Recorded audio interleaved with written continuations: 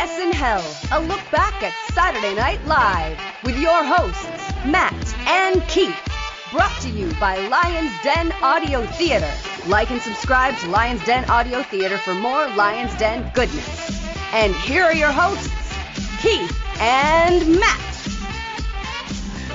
Saturday Night Live, Season 2, Episode 16, starring Broderick Crawford, originally aired on March 19th, 1977. Greetings, everyone. My name is Keith. Welcome to SNHell. And with me, as always, is my good buddy Matt. Hello, Matt. Hello. And how about this? We've got our most prolific third chair with us tonight. It's Chili. How you doing tonight, Chili? I'm doing great. Are you gentlemen ready to talk about Broderick Crawford? I mean, I doubt it. I'm ready, but watching this episode, I cannot wait to hear Matt's opinion on Broderick Crawford. Well, Broderick Crawford was born in 1911 in Philadelphia to traveling vaudeville performers. He was a character actor on stage, TV, radio, movies, and he was almost always cast as the heavy. He was basically a B-lister with some high-profile films where he was a supporting actor, sort of like a Michael Madsen of his time. In 1949, he played a character called Willie Stark in All the King's Men, and that was based on the life and times of Huey Long, who was a long-term governor of Louisiana, and was actually subject of one of the crappy songs done by Randy Newman at our Mardi Gras Special. Crawford got the Oscar. In 1955, he became one of TV's first tough guys, the hard-ass cop, when he played the lead on Highway Patrol for 4 seasons. At this point in time, Crawford's next big role was The Private Files of J. Edgar Hoover, which was due to come out in December of 77. Full disclosure, it's all over the place. He was an in-demand actor, but could be a very demanding actor. He had his demons. He was a heavy drinker. He loved good food. Production assistant, later producer Neil Levy, was ordered to keep a very close eye on Broderick Crawford as he frequently zipped out of the office to head on down to the pub, usually saying he forgot his script downstairs. So that's the skinny on Broderick Crawford. You're trying to tell me this motherfucker can move? Well, glaciers can move, you know. Good Lord. Continental drift of sorts. You know, you look at this guy and I'm like, how hard is it to keep tabs on him? Never underestimate, though, when somebody wants their vice. Yeah. They'll get it. They'll get it. And we have a sort of hybrid musical guest tonight. It's actually called Levon Helm and the RCO All-Stars, but it's a combination of Dr. John, Levon Helm, and Paul Butterfied, along with a huge backing band and the SNL band. So, the cold open, it's called Goodbye Saccharine, and this was written by Marilyn Suzanne Miller, Cheryl Hardwick, and Paul Schaefer. And it features Rhonda Weiss and the Rondettes. And Rhonda Weiss, of course, is Gilda, but the Rondettes are Jane Curtin, Laraine Newman, and Linda Ronstadt. And they sing a song called Goodbye Saccharine in the sort of Phil Spector 50s, 60s women's pop group style. Saccharine was about to be banned in 1977. Public outcry and industry regulation stepped in. At the time, they were saying it was hazardous to your health and caused cancer in rodents. And the compromise was to just put that on the package until the year 2000 when it was eventually removed. I really like this sketch. It was a very odd choice for a cold open, and I found it kind of jarring because Rhonda's still a relatively new character, and she's not wearing her glasses, though she has them on the top of her head. I thought this was just a fun way to start the show, but an odd way to start the show. I agreed. I didn't understand what the song was about. You know, I associate saccharin not so much with the sugar substitute, but, you know, people saying something that's very schmaltzy is very, you know, saccharin. But yeah, I'm with you. Even though I didn't fully understand it at first, I liked it. It was something totally different from all the cold opens I saw. And I am very confused about Linda Ronstadt being only there for this one bit and not being the musical guest or not having anything else to do on the show. Is very strange. I didn't care for this at all. I really thought it was a dreadful way to open the show.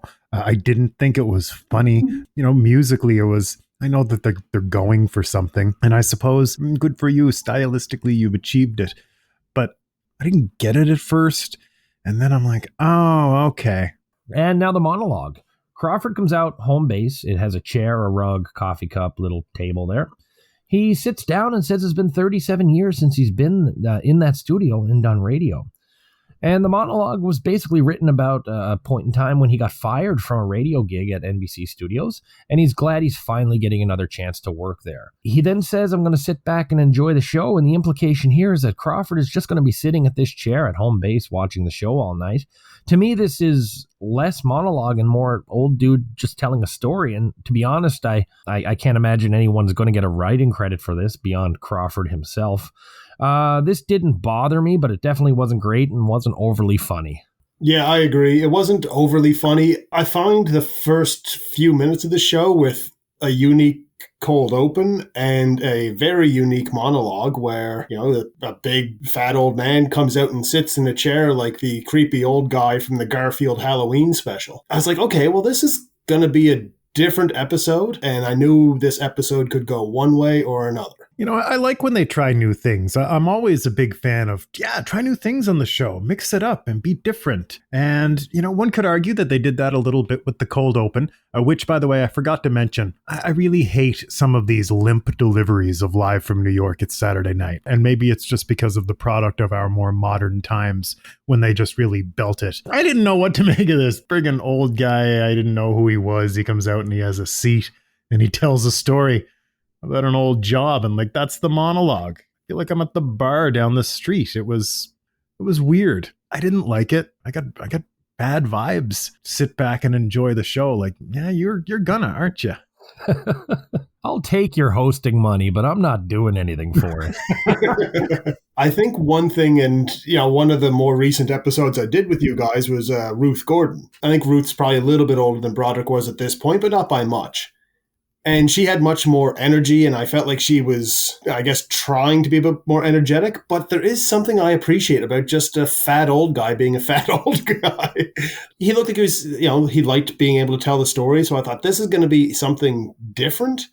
And he's not going to come out here and pretend to be, look, I can still do it, guys. I don't know if that's the best way to describe it, but there's nothing wrong with a cranky old sourpuss sitting down every once in a while. But as the show went on, and I realized, this is kind of all he's gonna be doing.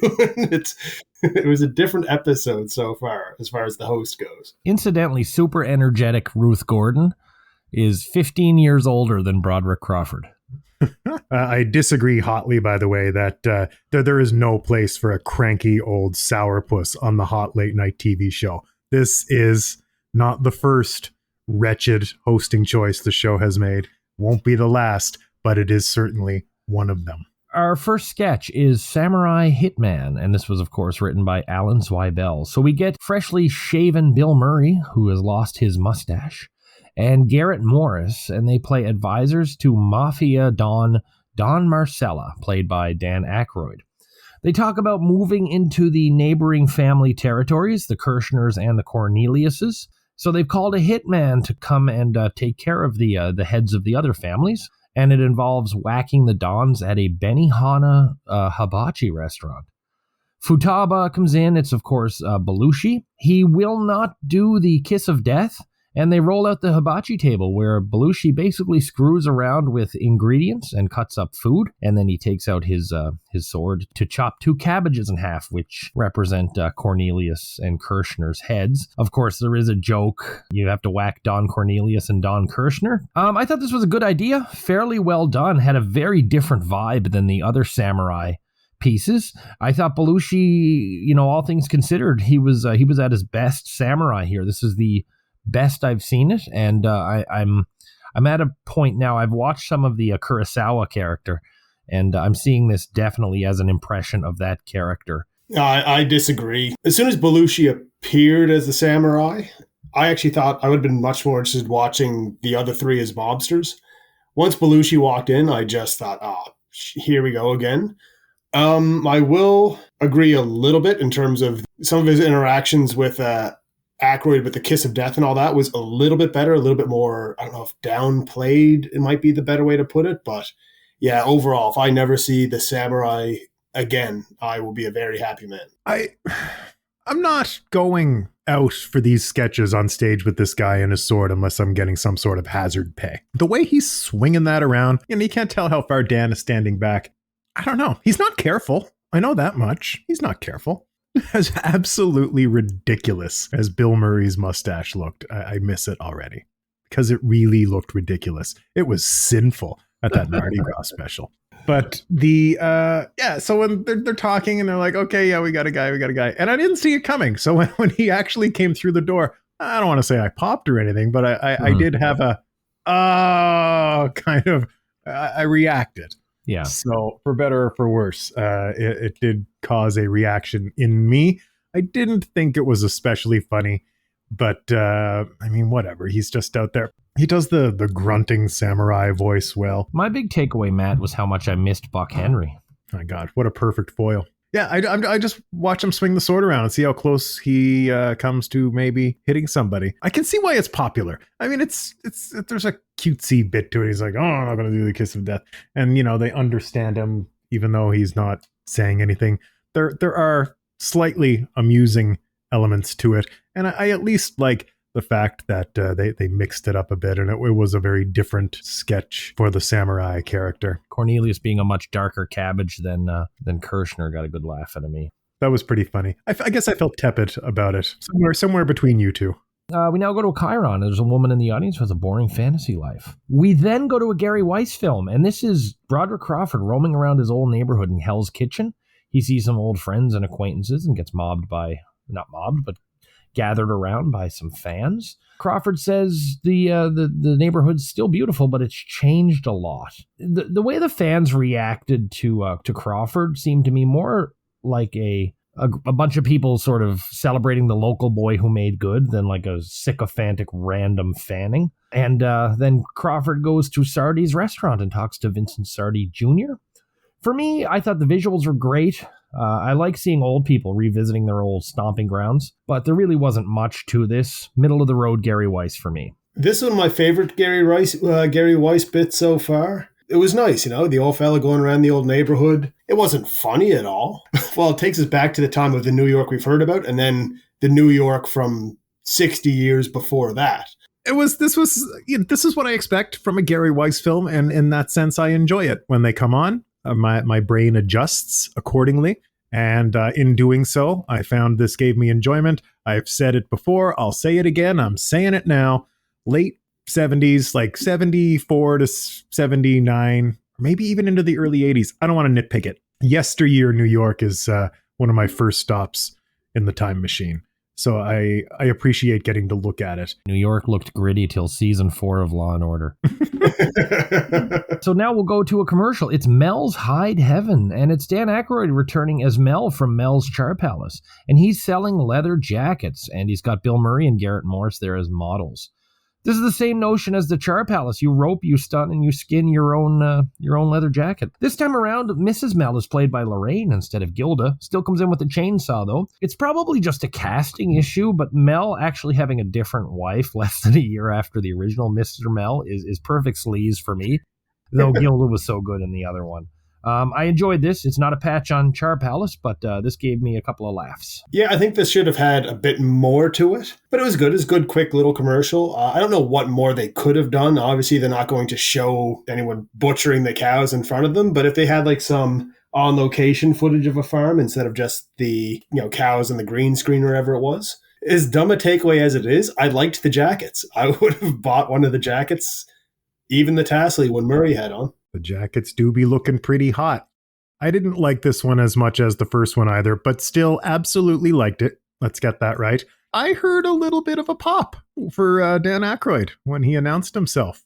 There was a smattering of applause before they just let him keep running on with it. Good stuff. I always enjoy Dan doing these characters. And Laraine looks good with a chainsaw. Scream Queen. Yeah. So we now have a Chiron. A person is ruthless when wet. We now go to Levon Helm and the RCO All-Stars. So Dr. John, Levon Helm, and Paul Butterfied with a huge backing band. Now the story behind this is basically that Levon Helm sort of recorded an album with a bunch of musicians he liked playing with, and a bunch of them were the SNL band. I don't have exactly where this performance fit in the chronology of the recording and releasing of this album. I really loved this. I mean, I think the band is great. I like Dr. John's voice. The thing that jumped out at me is, I don't know what the scheduling was like, but Dr. John is from New Orleans, and he always integrated, voodoo stuff and Mardi Gras themes into his stuff. And I mean, we just recorded the Mardi Gras Special not too long ago, and this would have been exponentially better than Randy Newman. That being said, I really enjoyed this. I thought this was great. Nah, this is not my type of music at all. I appreciate that it is good musicality to it, but I'm not going to say it was bad. It's just I didn't enjoy it. I think if it's your type of music, great. You probably had a lot of fun for the 5 minutes or whatever they played. But for me, there wasn't even much to look at, which sometimes, especially with these big bands, I say, okay, I don't enjoy the music that much, but at least I might be able to nitpick one or two people in the background who kind of look ridiculous. But yeah, there wasn't too much that I really got out of this at all. Oh my God. Save me, MTV. Please come on the air with your music videos and drive a stake through the foul heart of this shitty late 70s AM rock.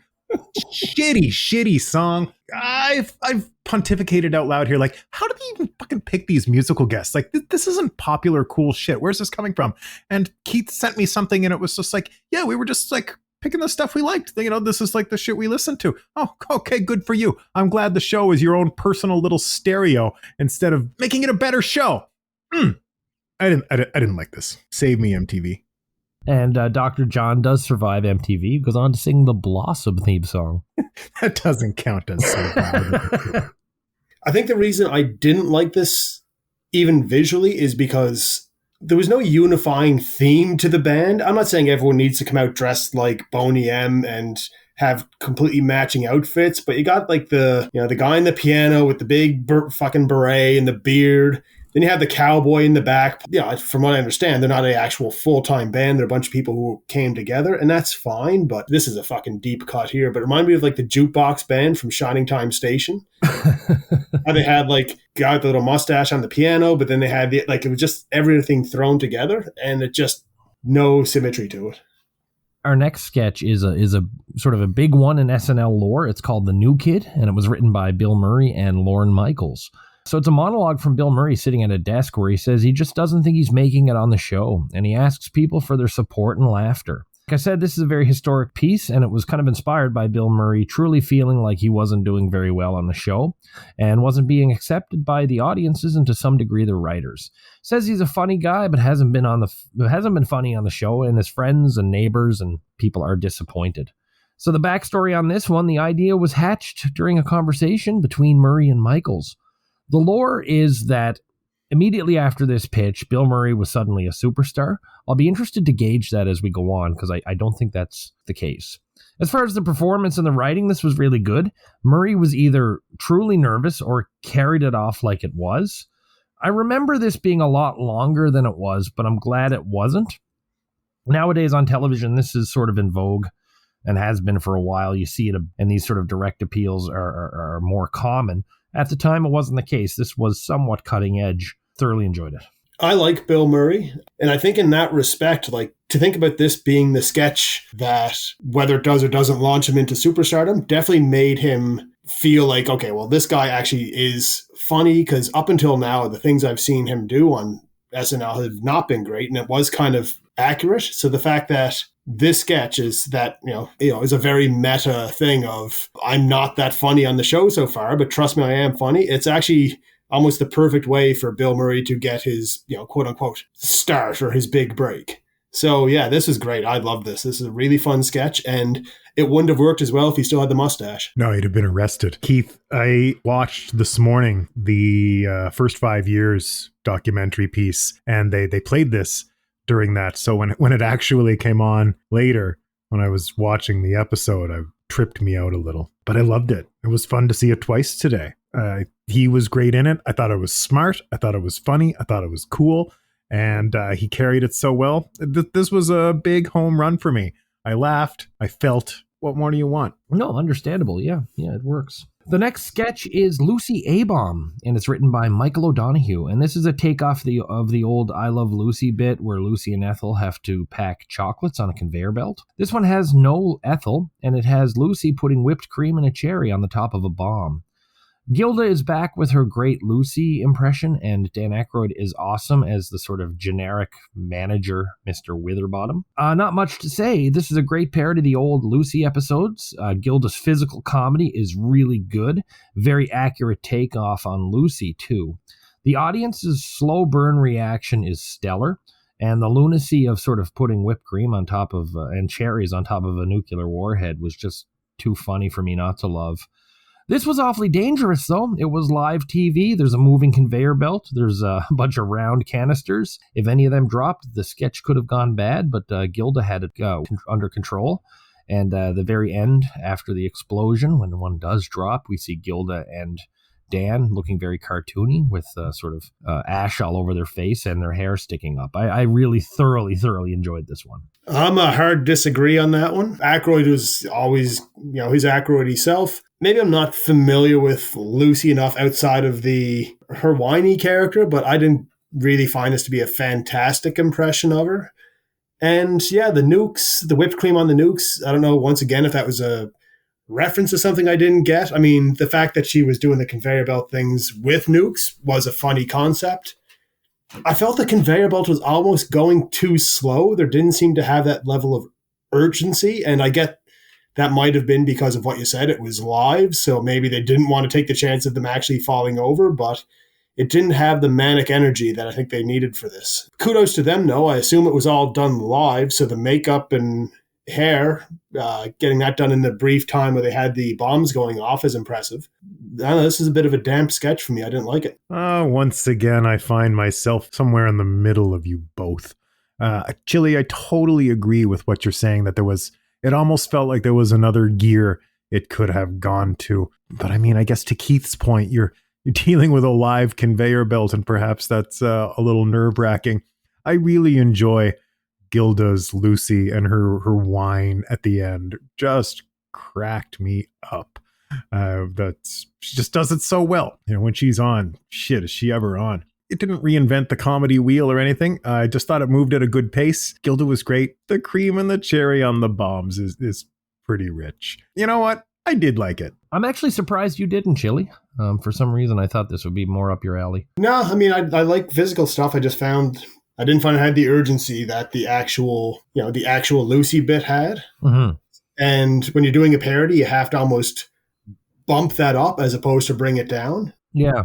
So we're at Weekend Update, and in a continuing spin from the Jane's response to being called not sexy enough, she describes her stocking, boots, garter belt, and talks about her mesh string bikinis that she's not wearing at that point in time. Matt, anything? She really just fucking leaned into it, yeah? Yeah. Like, yep. She's given the come on eyes at the camera. She's got the sultry voice going, and she is selling it, and I am buying. So we go into the segment. Rosalind Carter shows off the official presidential portrait, and it's, I think, a child's drawing. Garrett reports on the Black Governor Conference. Nobody has shown up because there are no black governors, and he's disappointed that he has to do this instead of Laraine. Jane says the whole thing was a joke, and Garrett will next be going to the conference for black popes. In a very inappropriate joke, Roman Polanski is going to be opening a daycare, and Idi Amin is training to be a basketball player with the Harlem Globetrotters, and there's stills of Idi Amin playing basketball to the tune of Sweet Georgia Brown. And then we go to a re-airing of Puppy Uppers. Now, Chili, Matt, and I have already seen Puppy Uppers, but I know you haven't, so any thoughts on the first half, gentlemen? I agree with Matt. I could have listened to Jane talking for another 5 minutes or so. Could have replaced a couple sketches that we had earlier. The Black Governors bit, Garrett was way off timing-wise. Good job, USA. It's 45 years later, and there are still 0 black governors. And Roman Polanski, 45 years later, and he's still free. Pretty insane to think about those two facts, and they're being parodied almost 50 years ago. Puppy Uppers was hilarious. I loved Puppy Uppers, just the name of it. I have a 5-month-old puppy myself, and I'd be more inclined to get him some doggy downers, but Puppy Uppers would come in handy sometimes. Fun sketch. I really thought Idi Amin playing basketball was hilarious. I didn't expect to laugh that much at it. I did. I like the doggy sketch too. What a sad state of affairs in our world when we will pump anything full of various chemical cocktail and drugs. We do it to our pets. We do it to our children and ourselves. Stop the madness. But overall, I thought it was a pretty good weekend update. The Garrett bit was shitty. I did not like that at all. Garrett was awkward in it and train wreck. Bad idea. But the jokes were good. Jade's delivery was good. So John Belushi comes out to discuss the luck of the Irish, and this turns from like a smiling tribute to the Irish to a violent, anger-laden attack on the phrase luck of the Irish, and just a bunch of personal anecdotes. Curtin tries multiple times to interrupt, but he's not having it. He gets so mad, he winds up throwing himself from his chair. It's been a while since we've seen one of these, and this was probably the best I've seen. I thought this was absolutely great. I loved how he was ranting. I don't even think there was a script involved in half of those rants, and it gets really personal. He's talking about this guy and that guy, and I really like this. Then we go to Jane signing off, and she says, "Good night, Mary Richards, and have a pleasant tomorrow." And 2 days later, the Mary Tyler Moore Show was airing its final episode. Contrasting this line, which seems like kind of a tribute to Chevy's mean-spirited jabs at the cast and show last year, this was a much nicer feeling. So the second half worked for me. Belushi was good, and the Jane bit made me feel good. The Belushi bit didn't do nothing for me. I don't know. I feel like I'm being negative every time I see Belushi. He does do some things I enjoy, but I'm just tired of the shtick that always just devolves into him yelling about some guy he knows doing drugs or whatever. Maybe just the episodes I'm doing with you guys, you see more, so you might see more of a range from him. But for me, it seems like every time he's on Update, it's the same thing. Like Keith, I really enjoyed Belushi's bit here. Having said that, I do not think that your criticism of Belushi is unjust. I remember episodes in season 1. There's episodes that we've done this from season 1. My only memory of them is shitting on Belushi. Sometimes he deserves it. He has a sweet side, they'll say. That's what they say about assholes. Everybody says that about an asshole. You'll find somebody that says, "Oh, but he has a side you don't know." You're like, fuck that. He really comes across like a bit of an asshole. And I think that comes out in his comedy and his characterizations. So you fucking have at criticizing him, despite the fact I think he was funny here. So Highway Patrol. There's a bit of a messed up Chiron here at the beginning. Dan Aykroyd comes in as a cop, and Broderick Crawford is actually in a sketch now. He's playing one of his old characters. Belushi starts the sketch playing a young greaser who turns out to be Jack Kerouac. A call comes in from Laraine and Jane Curtin, who are playing conjoined twins, and Laraine is going to shoot her sister. So Aykroyd and Crawford go to the scene of the hostage taking, I suppose, and Laraine says she wants to be charged for one ticket when she buys an airline ticket, and she wants to work somewhere other than a circus. Belushi returns in the sketch, and he and Murray play a conjoined priests, and they get the gun from Laraine. There's a great line from Belushi as they argue where he figured he should be the one to take the gun because he's the left side and Murray always gets to shake hands. And then they get a call about James Dean's accident. And Broderick Crawford brings the episode in, or brings the sketch home, by saying, "When you drive, use a car." This was a little all over the place. It wasn't devoid of cleverness and funny bits, but I kind of got lost at this one. It was also the second one of the night that they used black and white. I usually like it, but it's a bit of an overkill thing for me tonight. I kind of found this was a bit of a tale of two sketches. The beginning part with Jack Kerouac did nothing for me, and even sort of the end part when they were back in the police station, but I did enjoy the bit with the Siamese twins, and in particular the Siamese priests. The part with the conjoined twins was very enjoyable for me. Everything else, Crawford was a bit shaky, but I overall liked this sketch quite a bit, but there were some parts that could have been chopped. Chop the whole thing. I couldn't make heads or tails of this nonsense. It strikes me as the exact kind of thing that a writer starts putting down on paper and they think they're being very clever, and it probably looked really good on paper. But when you go out there, you have read-throughs. Okay, you know what? Maybe it's good on the read-through too. Maybe there's a manic energy to it and everybody's really into it. But when this hits dress rehearsal, how do you not stop and look at this and be like, what the fuck is this? What are we doing? This doesn't make any sense. It's way too long. It just spins its wheels at times.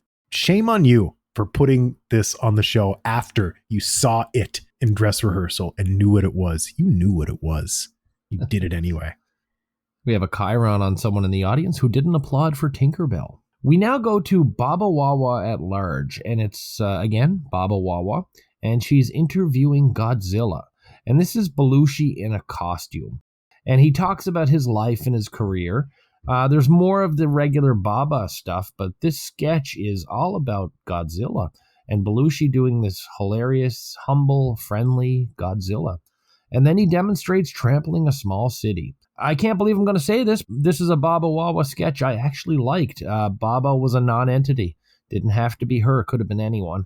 And this was all about Godzilla. Yeah, I have not been a big fan of the Baba Wawa sketches, but I am a huge Godzilla fan. So honestly, I was very nervous for a split second there when she said they're interviewing a famous Asian actor. And I was like, Jesus, we already had the samurai. Like, cut it out. And then it showed Godzilla. And I was like, fuck, here we go. All right. So yeah, no, I like this a lot. I'm sure a big part of it's just because, like I said, I'm a Godzilla fan. I have him tattooed on my leg. And I like the fact that he just talked like a regular guy. I liked it a lot. And partially because it was very stupid. Nope, this doesn't work for me, lads. Cheryl Ann O'Terry was born September 19th, 1962. She is a living American actress and comedian and a Primetime Emmy Award nominee. Very good. We now go again to the RCO All-Stars. And they perform Ain't That a Lot of Love. Good song for me, not what the first one was. And I think Levon sang lead on this one. I expect more of the same from you, gentlemen. Normally, even if I'm not enjoying the songs, I will stick around the whole way through. But I found this was not only not my cup of tea, but it was also seemed more repetitive. So in a very rare case, I kind of jumped ahead on this one. I want my MTV. Our next sketch is the Houston Plan, and this is Richard Nixon. He plans to set up a system of wiretaps on J. Edgar Hoover. Aykroyd as Nixon and Laraine as Julie Nixon, usually played by Gilda. They break into J. Edgar Hoover's bedroom and they wake Hoover up. Murray and Garrett come in as armed security guards, both with blonde wigs. Aykroyd tries to expose a secret about the plumbers, but Hoover already knows about it. Hoover demands written consent to break the law from Nixon, but Nixon won't do it. Hoover then plays an audio clip of Nixon with a Chinese prostitute. Bill and Garrett then catch Julie Nixon, and Crawford tells them to let her go and that they'll meet later in the steam room. And Crawford goes to bed with a teddy bear. Great impression from Aykroyd. This is timely for Crawford because he has the Hoover movie coming out soon. Garrett and Murray being effeminate with the blonde wigs was just kind of stupid. This was just not a great sketch with some good impressions in it. Yeah, this was not much to it. They always had the typical, gay jokes about J. Edgar Hoover. As far as I could tell, none of the typical cross-dressing jokes, which is oddly enough what I was always brought up on with my J. Edgar Hoover jokes. I did laugh at the all right, boys, you head to the steam room and I'll see you in a half hour. I liked the fact that Crawford, they had the bits about it and he delivered some of the lines that were definitely insinuating him being gay, but he wasn't playing him effeminately. He was still playing him gruff. So it was different. But when the funniest part of your entire sketch is Garrett coming out with a bright blonde wig, your sketch is not that great. Truly not that great. I enjoyed the impression of Nixon. I mean, Dan Aykroyd's just good. He's good at doing it. But it doesn't mean just because he's good at doing it, just fucking stand there and read a grocery list. Maybe they were trying too hard. I didn't like it. This is a round in the show where I'm like, we don't have a host. This is a hostless show. And maybe we're feeling it. Our next segment is another musical one. It's the Meters. Now, the Meters were bumped off the Mardi Gras show in their hometown of New Orleans, where they would have blown the roof off the place. And this is sort of their makeup appearance. Meters, New Orleans funk band that went through quite a few personnel changes at this point in time. But this is pretty neat funk. Not my genre, but I did like the song. To me, the big takeaway was that this was really just a shitty way to make up for them getting bumped from the Mardi Gras special and sort of tacked on at the end here. Kind of felt bad for the Meters again, but I enjoyed their music. This is also not a type of music that I would typically drive around listening to, but for me, I recognize this as being much more enjoyable, much more fun than the RCO All-Stars. I appreciated this way more, and it was just fun. Like, I don't know, I like this much better. Once again, though, at the end, I had to say, like, so Linda Ronstadt's not coming out at all for a musical thing after this. I get they probably had extra music because their host was very limited with what they could do with him, so maybe they just threw in an extra musical bit, but, you know, this is taking a page out of Matt's book. There's too much music on this episode. The opening bit was a musical sketch and then 3 musical acts. It was too much, although this was the best musical bit of the bunch for my money. As soon as I know it's music again, I'm like, fuck, music again. You know, I go into this, in the interest of full disclosure, I go into this with a bad attitude. And I can't help it. I'm sorry. They did this to me. I'm conditioned now. Yeah, it's an improvement from the RKO Orchestra or whoever the hell they are. I'm sick of hearing music that I can find for $1 in the Value Village racks. And that's, you know what? That's the aesthetic that Saturday Night Live music gives me, with exceptions, of course, like Zappa and Patti Smith and yes, Boss Skaggs. There are exceptions to the rule, but as a whole, as a vibe or as an aesthetic, season 1 and season 2 Saturday Night Live music is exactly what you see when you go look in the bin at Value Village. It's the kind of music, it might not always be the name, but god damn it, it sounds just like it. And sometimes it is just the name. A music that can best be described as being like orange, brown, and puke green. If you were to just say, like, put a color to what you're listening to right now. I mean, once again, I enjoyed the meters, but just bland, like, drab. It never ceases to amaze me either how they just keep doing it. Like, they just keep doing it. It's like there's no standard or quality control. It is 1977. This is not acceptable. There's cool shit out there. Punk is raging. And I don't expect you to go get the Sex Pistols or something risky, maybe for your network TV show. I don't want to get into a whole thing. So we go to the good nights, and Broderick Crawford thanks everyone from sitting on his chair. The cast comes in and hugs him, and Aykroyd and Murray lift Linda Ronstadt up in the air. Now, in the front, down stage left, is John Belushi, and he's wearing a sweater with a big M on it. Pardon the pronunciation here. Mario Lau was a 16-year-old teen who was battling cancer that Belushi had befriended. So the M is for her, and he does a shout out that you can't hear, but you can see. Well, I literally just called Belushi a prick and an asshole, and you're like, so he comes out at the end there wearing a kid with cancer. Like, oh. Yeah, I was holding that back for a while. Yeah, he was really he really bonded with this kid, and and when they talk about his nice side, I think they're referring specifically to this one thing. I'll do some editing. Don't worry, bud. No, don't. Let me ride. Yeah. You said it. Going down with the ship. Sometimes I do have to edit stuff out. Do you have any nice facts about Roman Polanski there, Keith?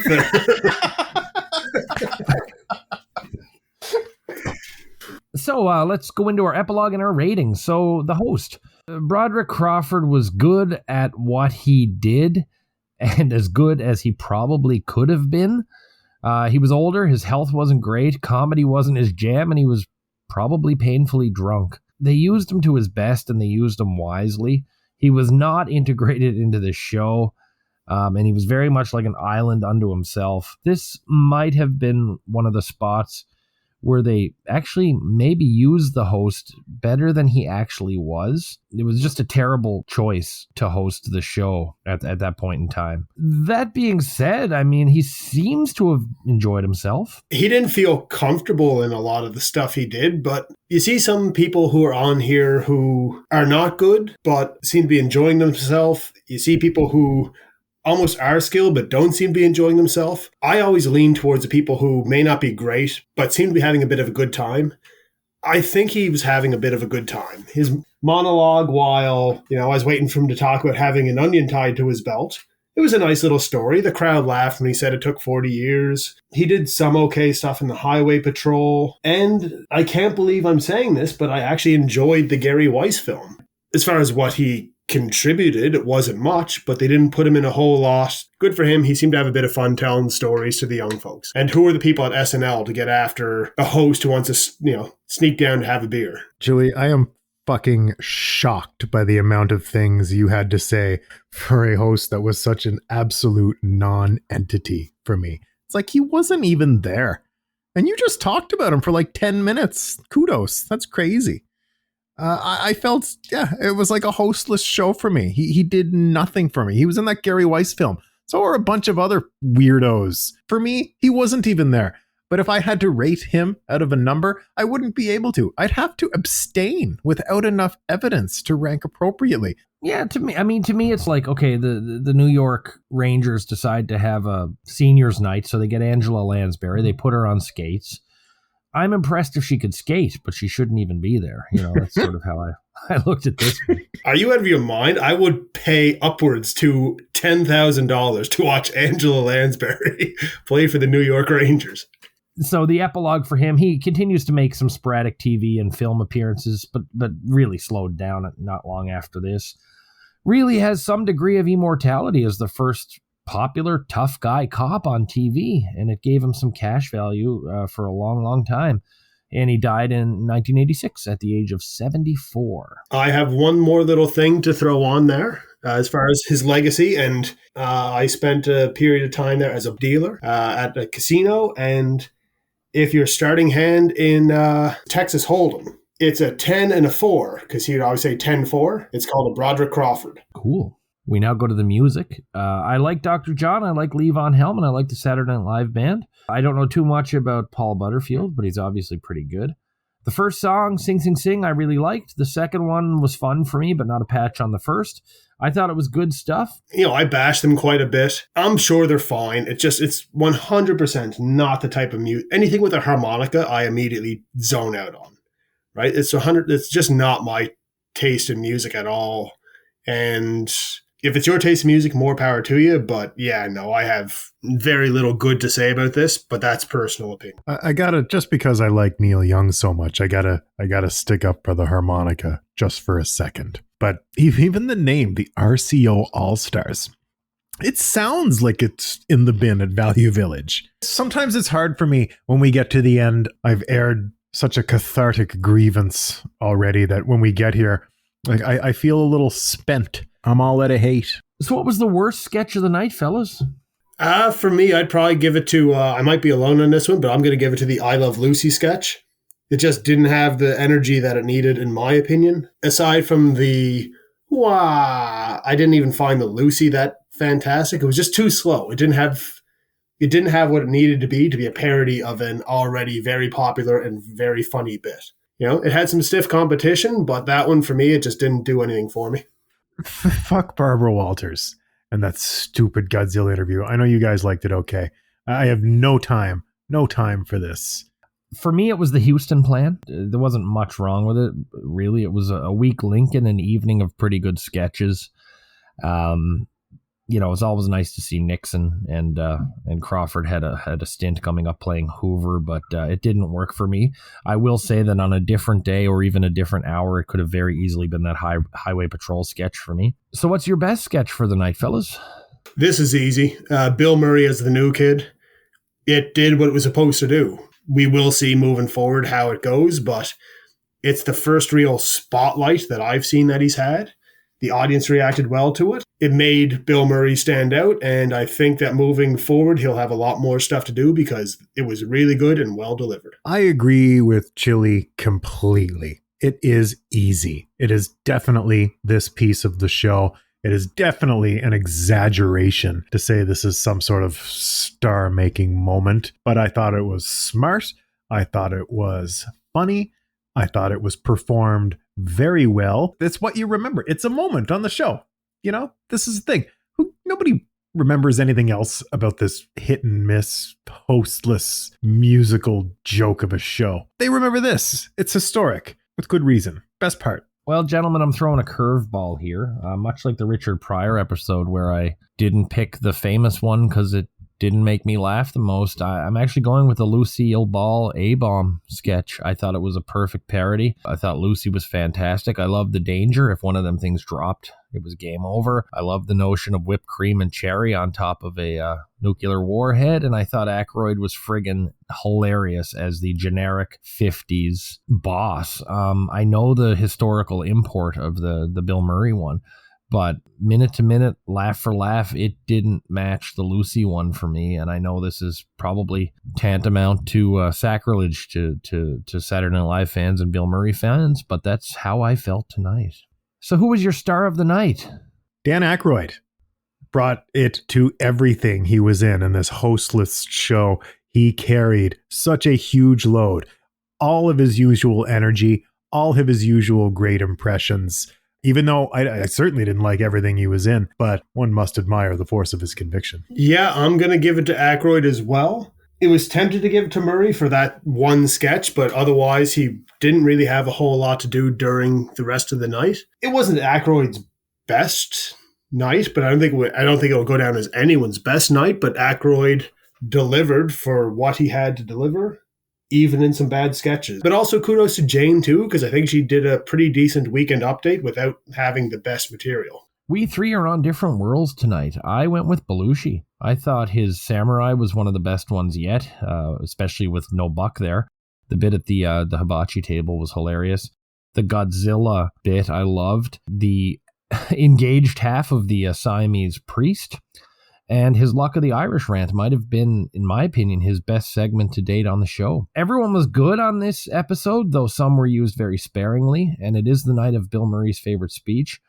But Belushi was definitely, for me, the man of the hour. I don't always like his brand of comedy, but he was completely nailing it this week for me. I didn't think to look up who played Godzilla. And, all the time I was, bashing Belushi today and almost every other episode. I liked Godzilla, and I guess Belushi was Godzilla. So. For God's sakes, Chili, he supports kids with cancer. You're right. Let's go back and re-edit all the other episodes, and I'll say nice things about him. No, let's just keep it as it is, and you say, I've always spoken up for Belushi. So overall, this is a really tricky episode for me to gauge by my usual scoring metrics. The host was probably purposely ineffective, and I was really turned off by the limited appearance of the meters. I really liked all the music, though. I had no major issues with anything on the show, but no sketch really blew me away. My real takeaway for this one was how much I really liked Belushi. I thought, despite all that, this episode did clip along pretty quick pace for me. And I wasn't really overly bored at any point, which is always good. But I wasn't really intrigued either. So I'm giving this one a 6 out of 10. Yeah, for me, when I think of the episodes I've done with you guys, it usually boils down to, for better or worse, the host is what I remember it by. There might be some sketches here or there, but, if you ask me in 2 months who hosted the episode where Bill Murray gave the good speech, I couldn't tell you. So even though this time it was objectively a very bad host, I didn't find this to be a very bad episode, especially compared to some of the ones I've had. The music, I've said enough about the music. The meters were good, the other ones not so much. And no one really had a standout. So I honestly think this, for me, is about as middle-of-the-road episode as you can get. So I'm giving it a 5 out of 10. I'm thinking you have no host. You have very inconsistent quality up and down, as we've said ad nauseum over the past hour. The music stinks. The jokes aren't always funny. The cast is doing their best to carry this show, but they're in the writer's room. You could work harder. Too many missing pieces. I didn't laugh nearly enough. Below average. 4.5 out of 10 for me. So with my 6, Matt's 4.5, and Chili's 5, we average at a 5.2. And over at the Internet Movie Database, they gave this one a 7.4, which is over 2 points higher than what we gave it. They ranked it 10th for the season and 177th overall. I'm going to extrapolate from that seems very generous to you. It's fucking stupid. That seems extremely generous because I always assume that the host has a lot to do with how people nowadays look back on things. And I can't see modern, well, even let's say from the very beginning of IMDb, I can't picture what about this episode people would find so special to put it 10th of the season. Murray's monologue, I would almost guarantee it. Almost every episode has something along those lines. Like Murray's monologue was great, but it's not something that everybody, I think, would know. I mean, we're obviously on the inside.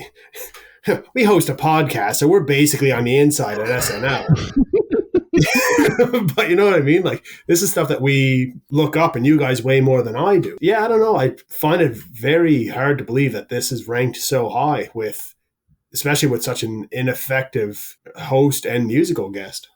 It's because you can get away with being a one-hit wonder with the advantage of nostalgia. It was a one-hit wonder episode, but it was, the fact that people really liked the hit. Dexy's Midnight Runners didn't have a good album. They had the hit. It's not a fun band. A song. Pretty shitty. Go listen. After you're finished listening to this podcast and all of our backlog, go listen to a Dexy's Midnight Runners album. Yeah. Sucks. So Chili, it has been an absolute pleasure again having you here. You've gone through the tippy tops and the drizzling shits, and this turned out for you to be kind of smack dab in the middle for you. Have I gone through the tippy tops? When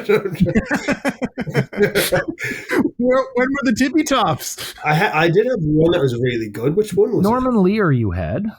Norman Lear, yes. I like Norman Lear. And you had Paul Simon with the turkey costume. They had lots of bollocks in both those episodes, and it was fun, but I say it every time. I like having stuff to complain about, and this episode did not disappoint like most of them. So next time you get somebody in their 80s or 90s, sitting in a chair, barely moving, I'm all for it. Well, we're going to see you again in about 3 episodes with a typically a better loved host. We won't talk about it right now, but we'll see you in on episode 19. So we've got 2, and then you're back. I'm trying to think of an extremely old person who could be the host. At this point, Groucho. W.C. Fields hosting in 1978. Yeah, I think he'd been dead for like 20 years, hadn't he? Yeah, they put up the 70s equivalent of a hologram, which would have been a cardboard cutout. Yeah. So yeah, Chili, thanks so much for joining us tonight. No, thanks for having me, guys. It's always a blast. Always a blast for me, Chili. Appreciate it. No problem. So Matt, do you know who's coming up next week? I don't. We have a comic writer and comedian, Jack Burns. You familiar with his work at all? I'm not. Early comedy partner of George Carlin, and then later Avery Schreiber wrote for Hee Haw and a couple of other things. Hee Haw? Yeah. Well, I know me some Hee Haw. Oh, man, I love Hee Haw. And a new person will be joining us. Rebecca will be sitting in with us for that episode. And there is a very historic footnote about next week's episode. Rebecca was on Hee Haw. No, and Santana is the musical guest, Carlos Santana and company. See, that's cool. Yeah. That's cool. I'm looking forward to that. That's cool music of the day. Yeah, absolutely. He does do Black Magic Woman, which is about 5 years old, but still cool as hell. Still cool today. So we'll be back in about a week. But until then, Matt will be waiting for MTV here in SNHell.